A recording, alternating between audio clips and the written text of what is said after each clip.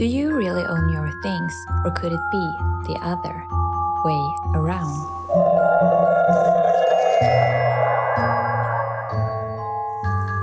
This used to contain all the essential things for me to work and travel around the world when I was in my 20s.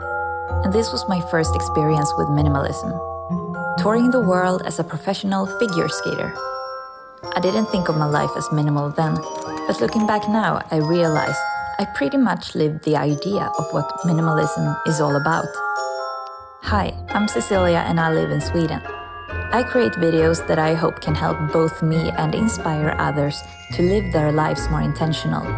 In this video, I will talk a bit about my history with minimalism and how I choose to approach it today. Back to 2009. To travel the world with only the most essential things in a few bags was both challenging and freeing. I had to figure out just the right amount of stuff to both fit and have the right weight for me to be allowed to travel with. Usually when you live in a home, you don't have a weight limit of 23 kilos. My limits then looked very different from now. Size, weight limit and purpose in relation to necessity was very important then. This kettle used to be one of the kitchen utensils I chose traveling with, and to this day it still works, it's still named, and we still use it as a core piece in our kitchen daily. I started out my tour life journey with 2 big suitcases, pretty soon realizing this was a hassle to handle on travel day. We moved cities or countries almost every week, and we handled our own luggage. After repacking, pushing, lifting, waiting for 2 suitcases to arrive at every airport, bus ride or train station, I decided it was time to downsize to only travel with 1 suitcase. And literally cut my current possessions in half. And truthfully, didn't miss them much. It made a huge difference in how I was able to get around and live my life at that time. What if I could recreate this kind of practical living mindset, but in our home, which happens to be a house, a pretty big one. But what if it was possible? Could my house be my new suitcase? And what's inside? Only what's essential. How freeing that would be.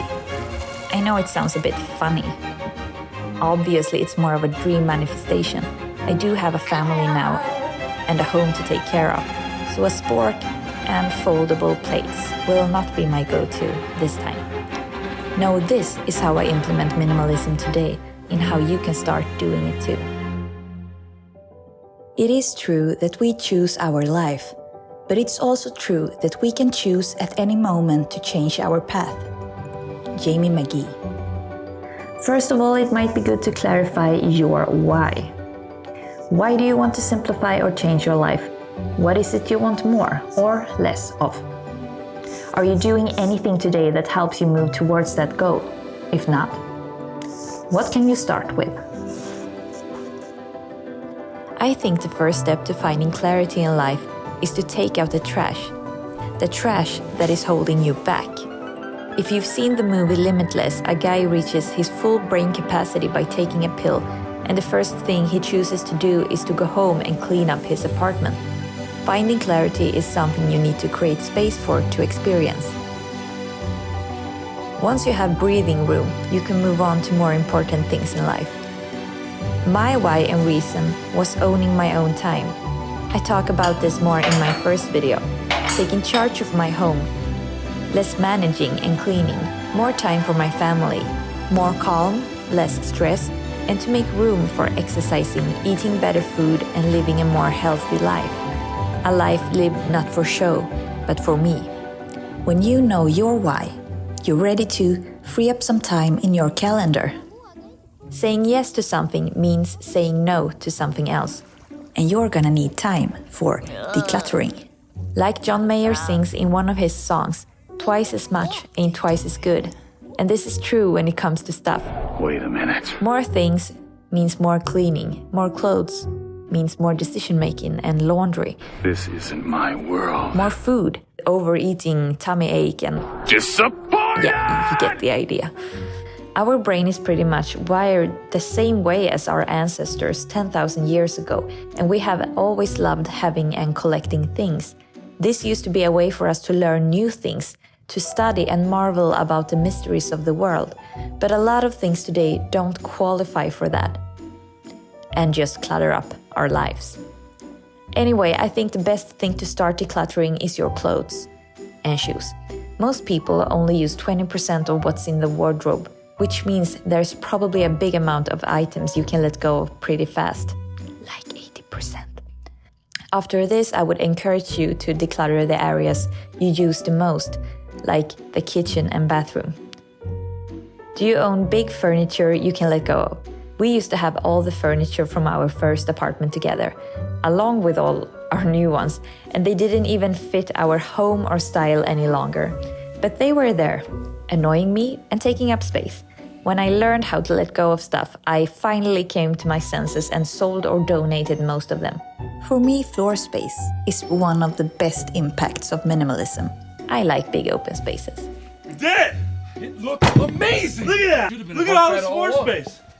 So much aerobics in here! So many activities! Toys. If you have kids, this could easily be the biggest clutter trap. Many studies show that kids play better with fewer toys. Fewer toys often make kids go into deeper and longer play, and that's all a parent can wish for, right? But I will talk more about this in one of my next videos. It's okay to do it slow. I think I'm 3 years into decluttering my home and I'm not done yet. I'd rather do it a bit slow than stress and get rid of things I will regret. Doing things slow feels very unnatural in this fast-paced era, but we are here to enjoy the journey, not get through life the fastest way possible. But how do you get rid of something?